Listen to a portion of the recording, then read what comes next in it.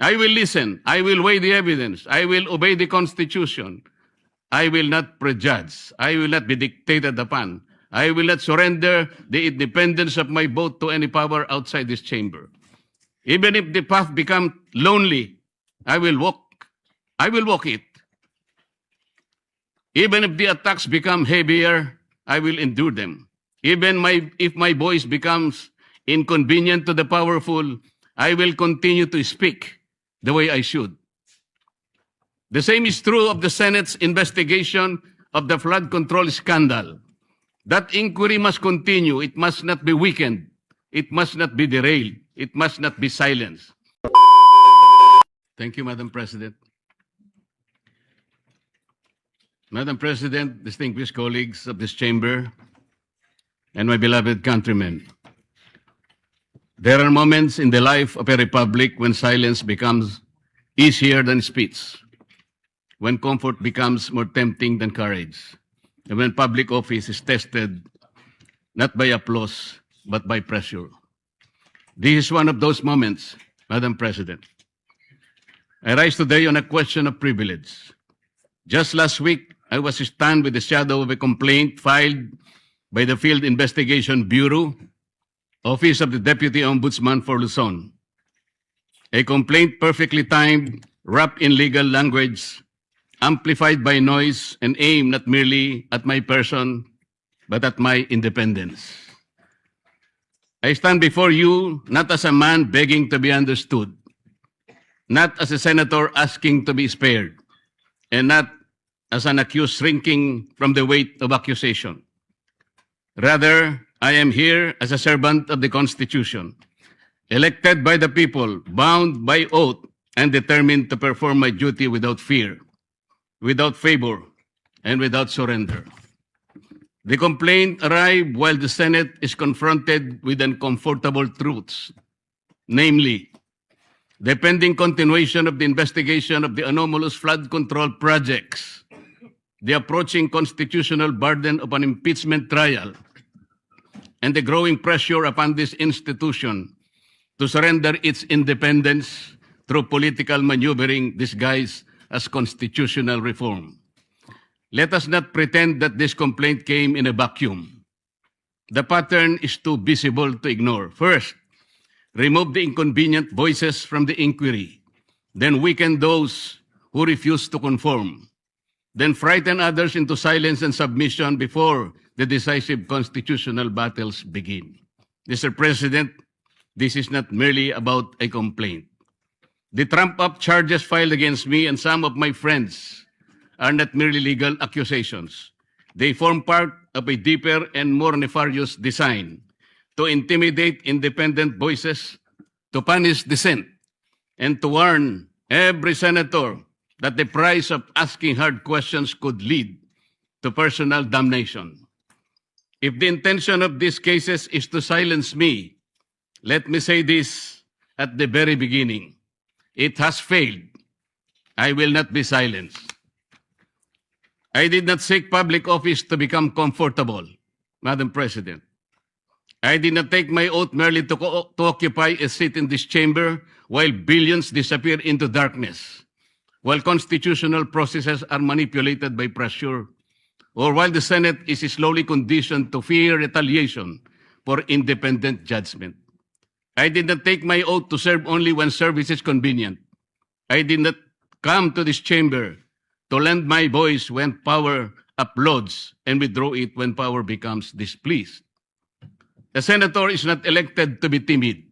The senator is not sworn into office to become a spectator while the Constitution is tested, while impeachment proceedings demand judgment, and while the people cry out for truth about the wide-scale theft of public funds. Instead, a senator is elected to stand, to examine, to question, to decide, and when necessary, to resist. This is what I intend to do. So let the complaint be examined. Let the evidence be tested. Let the law speak. I will answer in the proper forum with documents, with facts, and with the calm confidence of one who knows that accusation is not proof, that attacks couched in legal in legal veil do not constitute the truth. And before the Filipino people, I must say what is plain. A complaint without nexus is not justice. A complaint without evidence is public injury, official favor, corrupt consideration, or abuse of office is not accountability. It is machinery. It is pressure. It is a warning shot fired at those who refuse to kneel. And if that warning was meant for me, Mr. President, then the answer is very clear. It failed. The complaint against me speaks of amounts. It speaks of dates. It speaks of suspicion. But suspicion is not evidence. Amount is not corruption. Political inconvenience is not probable cause. An accusation, no matter how loudly repeated, is not proof. It is a theater. It is pressure. It is machination. Let me state the legal defenses plainly on the allegations against me. The law did not define the limits of liberality among friends. They did not say that friendship must stop at a number chosen by one's accusers. They did not say that generosity becomes criminal merely because the amount is substantial. What the law forbids is not liberality. It forbids corruption. What it condemns is not friendship. It condemns the sale of public duty. At least I stated the truth. At least I faced the issue. At least I did not hide behind silence. So I ask, what of those who receive support, gifts, donations, favors, or assistance for their own electoral campaigns and keep them beyond public scrutiny? Shall the law be a sword only against those who dissent and shield for those who belong to the circle of the powerful? If transparency is demanded, let it be demanded of all. If public morality is the standard, let no one be exempt because of wealth, alliance, influence, or proximity to power. And so I speak again, clearly and directly. What official act did I sell? What vote did I promise? What public fund did I touch? What government contract was delivered? What favor was asked, promised, or given? If they cannot answer these questions, then this complaint is not the pursuit of justice. It is a deliberate attempt to silence dissent. But this is larger than me. This is not a fight for one man. This is not a fight for one faction. This is not a fight for political survival. This is a fight for whether the Filipino people may still have senators capable of questioning, investigating, judging, and speaking freely without fear or favor. When this chamber is called upon to sit in impeachment proceedings, we are not merely politicians. We are senator judges.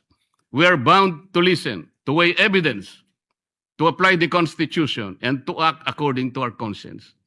That responsibility cannot be curtailed by fear, pressure, harassment, or manufactured accusation. No one should be allowed to intimidate a senator judge into silence. No one should be allowed to punish a member of this chamber for ensuring that impeachment must be governed by law, evidence, due process, and conscience. Whether one favors or opposes any party in those proceedings, that's not the point. The point is whether the Constitution shall speak above political convenience. I will perform that duty, Madam President. I will listen. I will weigh the evidence. I will obey the Constitution. I will not prejudge. I will not be dictated upon.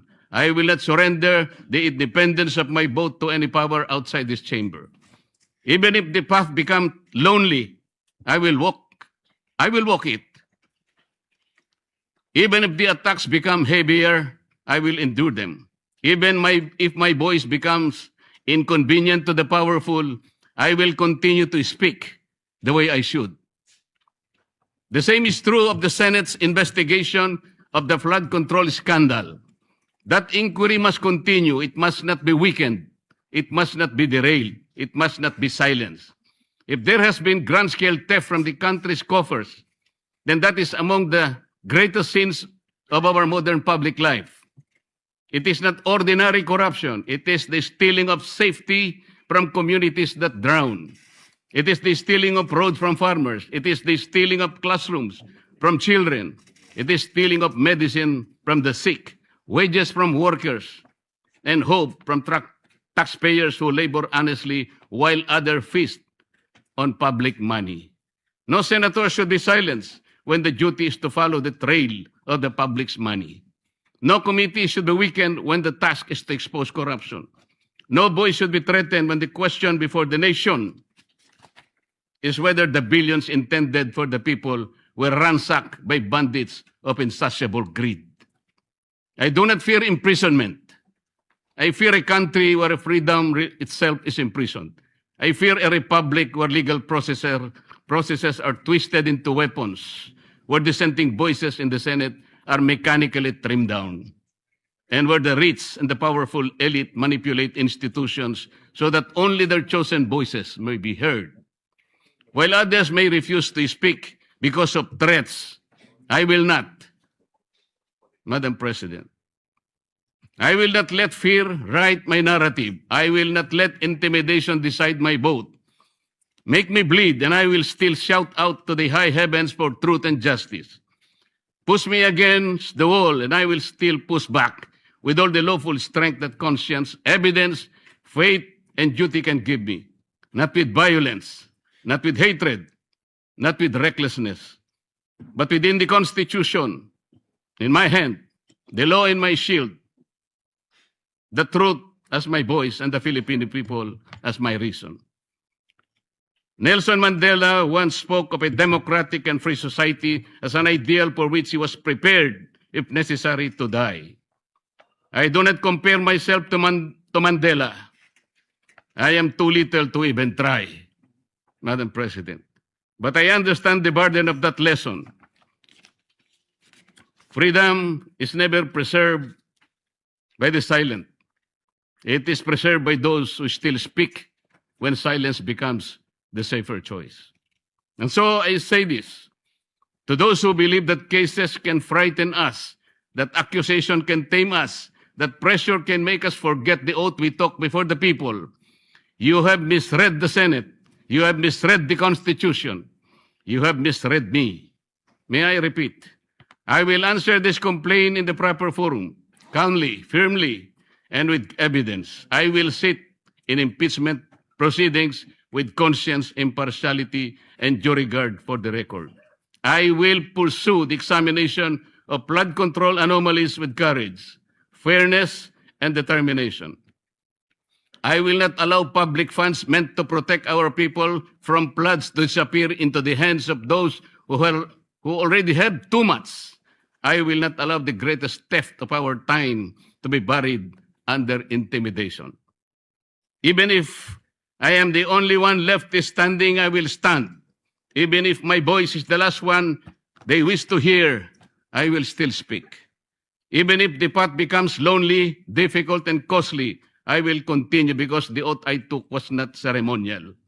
It was not a line recited for record. It was a solemn charge from the Filipino people to defend the Constitution, to guard the public trust, and to act with courage when silence becomes convenient. Let those who weaponize the law answer to history. Let those who steal from the people answer to justice. Let those who seek to silence dissent understand this. A senator who remembers his oath cannot be purchased by comfort, cannot be subdued by threats, and cannot be defeated by fear. Madam President, kaya po ba nila kong ipakulong? Kayang-kaya po nila. Nagawa nga po nilang umimbento ng krimen laban sa akin. Kamakailan lamang po, hindi pa nagtatagal, dito rin sa bulwagang ito, somebody said, sometimes you need to bend the law to be able to please the people. Am I right, Mr. Secretary Remulla? Secretary Remulla, then Secretary of Justice, now Ombudsman, said loudly, "Yes, sir. So pwede na nang baluktutin lahat, kagaya ng pambabaluktot na ginawa nila. Pero sinasabi ko, Madam President, they can imprison me, they can arrest me, but I tell them, they still will not win. Itaga nila yon sa bato. Madam President, before ending, let me share the declarations of our Lord God in Isaiah 54:17. No weapon forged against you will prevail. You will refute every tongue that accuses you. This is the heritage of the servant of the Lord. This is their vindication from me. Maraming salamat po.